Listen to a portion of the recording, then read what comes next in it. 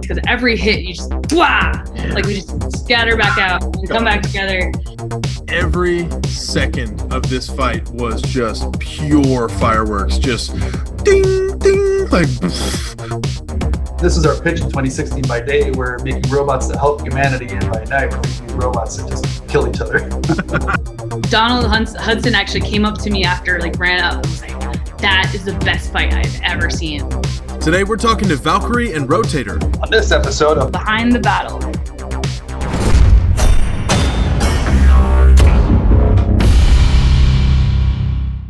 All right, everybody, we're on with Leanne from Valkyrie. Leanne, how did you get started in robotics? So I was actually on a robotics team in high school, and I remember being asked about it because I was like, I build robots. And people were like, oh, like battle bots. I'm like, no, I care too much. I can never see the thing I create be destroyed. Granted, still haven't too much. And then after high school, while I was in college for aerospace engineering at RIT, I mentored some teams, and actually Mike Jeffries, that's when I met him from Bombshell, because he was also part of the multidisciplinary robotics club. And then Overhaul happened, and Adam Burku was my roommate. He was working on the drivetrain, and we were just brainstorming insanely late one night in our living room, and I'm just like, I miss this. I want to play again. Found my way onto a disqualified team called Praying Mantis, which was supposed to be a shuffler robot. We did have it working, just the controls were kind of and so we got disqualified because we didn't have active enough of a weapon. And so we were stationed next to another team that I was told no, called Road Rash, which is where I met my driver and good friend, Fred Moore. And I just was like, hey, there's another season after this one. I'm gonna come back with my own team, and I already have a decent lead on how to fund it, and I want you to be on it.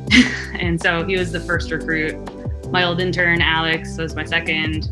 And yeah, we just started to build up a team a year before it came back in 2018. So we had a trial run at Robo Games, learned how people work under pressure, and then adjusted, iterated, a little bit more set up first year for Valkyrie. So yeah. Welcome back, Victor Soto from Team Rotator. What do you do when you're not battling robots? I'm an engineer. I'm a systems engineer for Stryker. We actually make medical robots for orthopedic surgery. So it's kind of funny because this is our pitch in 2016. By day, we're making robots that help humanity, and by night, we're making these robots that just kill each other. We saw this robot that helps surgeons complete knee and hip surgeries. Because if you've ever seen a knee or hip replacement surgery, it's like carpentry tools. It's all manual. Like they got a mallet, they got a chisel, and they're banging on the bone and trying to cut it that way. And it's all freehand. So hope you have a good doctor that has really good hand-eye coordination, no cheating hands. So our robot actually has this cool system that it creates it gets patient information from like a CT scan. So they scan your bone, your knee, and it creates essentially a CAD out of it. Based off of that CAD, you can pre-plan what you want to cut. And you tell the robot, well, these are the boundaries where we don't want to cut. And the robot creates essentially this haptic or stereotactic boundary. So the robot doesn't actually do the cutting. The surgeon has to grab the robot arm and move it in. And it's a Dremel at the end of a robot arm, but you're guiding it. And as you're guiding it, you're cutting, the robot just prevents you from going outside of the area. So it feels like you're hitting an invisible wall. A lot of people call it like, compare it to the game Operation, where you touch the walls, it's like, can't go there. But this time it's actually not letting you do it also. It's a really cool system so that surgeons could do more accurate cuts, because when you have a more accurate cut, when you put the implant, it matches the bone better. So on patients that recover when they're walking, it feels more natural. And we've had cases of patients leaving the room and going back to their cars and driving away the next day, like walking on their own. That's amazing. It's really cool. Yeah. You're in between BattleBot seasons right now. What do you do when you're not battling robots? So currently I am working at a vertical farm startup that's working to make it completely autonomous. So like no humans needed to grow food for a lot of people in a warehouse.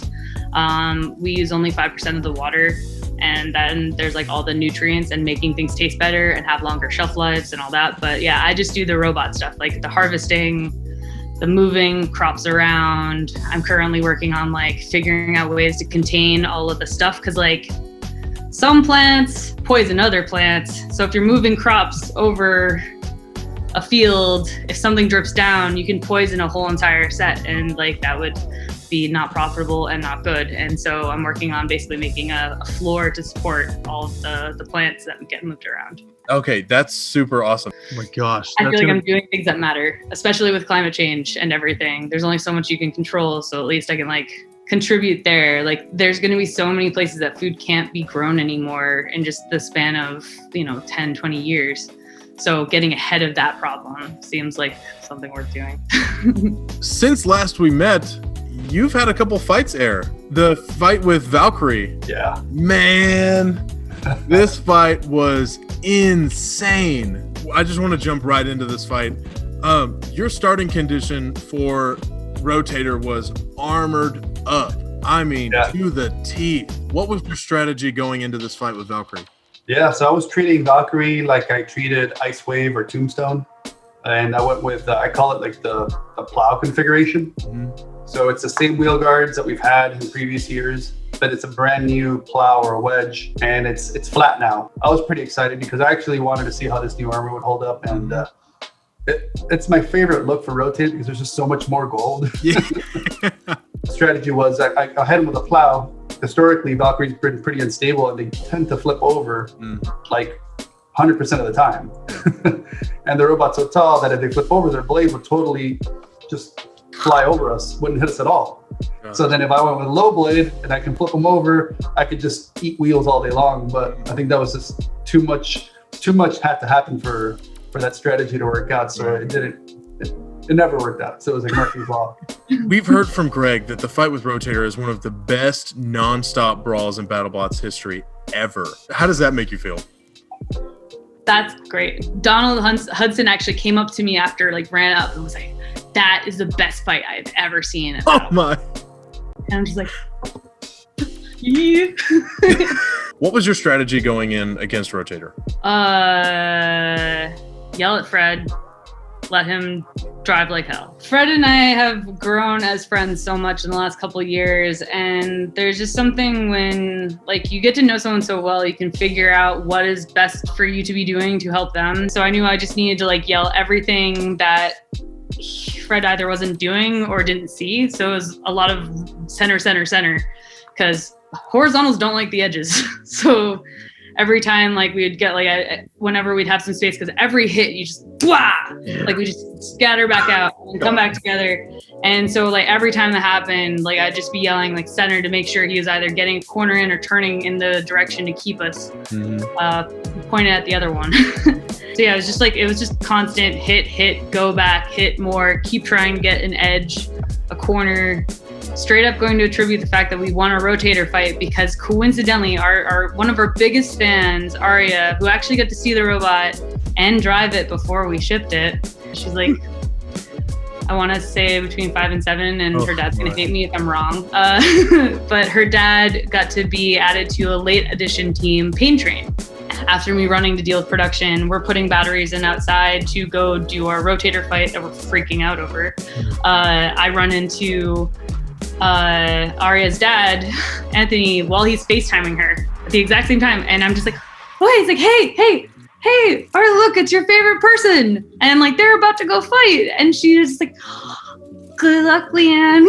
And I just was like, got it. We're going to win. We just got the best luck. We're going to win. So we start the fight. We're both undercutters. And at some points, kind of like how I predicted, Valkyrie goes vertical, but they must have done something to their design because they had the reliability on point, and they weren't flipping over. And I was like, just, come on, flip them over. And then every once in a while, just hit them with a weapon, see what happens. 30-pound blade against a 70-pound blade, and you can see the rest is history. It lasted the full 3 minutes, but I did not expect that armor to tear all apart. Every second of this fight was just pure fireworks, just ding, ding, how did you feel when that was over? When the matches ended? Because your face, you finished the match and you go, Yeah. I was so mentally just fatigued after that match from all the focus. I think during my interview with Chris and Kenny, I didn't even know what I was responding. I was just exhausted. I'm just so tired. What can you tell me about the brand new Discovery Plus exclusive BattleBots Bounty Hunters? BattleBots did something new this year where they have these bounty fights, and they're individual, separate little mini tournaments. You have to fight 3 to 4 bots to get to a final boss. And the boss is a legendary or very well-known robot that is just waiting for you. So they're like fresh, ready to go. And you have to go through the gauntlet to get to them. And then hope by the end, you're in a state where you can fight them and win a decent cash prize. We put our names down for fun because we definitely want to get the most out of Rotator, and we were chosen, and we got into one of the 6 bounty tournaments. Yeah, and with Bronco of all bots. Yes, yeah, we ended up matching up with Bronco. It was really interesting because Rotator's never gone up against a flipper robot before. We've gone up against hammers, full body spinners, vertical spinners, definitely a lot of them. We've gone destroyed a lot by vertical spinners, but never a flipper bot. So I thought that was really cool. Not only did you get to fight Bronco, but before Bronco, you had to fight your way through Captain Shredderator and Mad Catter, which you demolished. And then we moved on to Bronco. There was a close call in the beginning where Bronco almost flipped us. But then after that, there was a shot where I just went in, just dived into them, and was able to ride up their anti-horizontal plow and hit the top hinge of their flipper where the pneumatics are actually connected. One of the cool things about Rotator is this tends to hit other robots where they never expect to get hit, and even I don't expect to hit them there, and it just happens. It's just so cool. So one of the first hits, we disable the flipper, and I'm like, what luck. I just got to keep going for the rest of the match, somehow trying to knock him out and not knock myself out. And they're tough and drove really well. I couldn't get really the wheels, but I was able to rip off a wheel guard after a lot of effort. But we were lucky. We didn't get flipped once, and we were able to deal a lot of damage. And we were able to get the unanimous judges decision. What advice would you give to aspiring engineers and young girls out there? Well, I know the advice that I was given that I think is part of what's made me stick with it, even at points where I question that, has been like, don't let the boys push you around. She said it in slightly more vulgar terms. It was the wife of my teacher advisor on my first robotics team, because she was seeing how like passionate and excited I was, and how much I liked, turning wrenches, pulling things apart. And she like hadn't seen a girl on the team do that before. And so when she saw that the boys were trying to like say, no, you can't do this, or like, no, you can do this instead because you're the girl, she just got so mad and said, don't let them tell you what to do. And I think that that's like a lot of it. I was lucky. I got to play Famous Person a year and a half ago now in Indiana for the VEX state championship at the Lucas Oil Stadium. And so I got to talk to a lot of kids, and there was like one really shy little girl who her mom told me that like, yeah, she's been getting pushed around, she's been getting bullied, she's really shy. And would you be willing to talk to her? And I was like, yes. Like, I have a very good memory. I know exactly how I like felt at her age.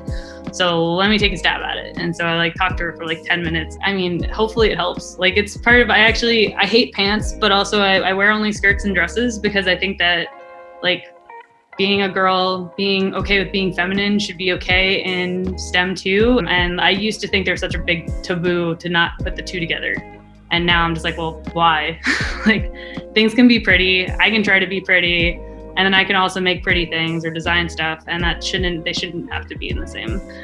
But yeah, so I think probably just like be yourself. Don't let boys tell you what to do. Don't let people tell you what to do. Man, again, Victor, this has been so fun. I appreciate you coming back on. Thanks for having me. It's so much fun. We're so excited to see what Valkyrie gets up to in season 5 and beyond. Thanks. Take care. Join us next time for more exclusive interviews on the HEXBUG YouTube channel, and make sure you like and subscribe so you don't miss a second of the action. Thanks for watching.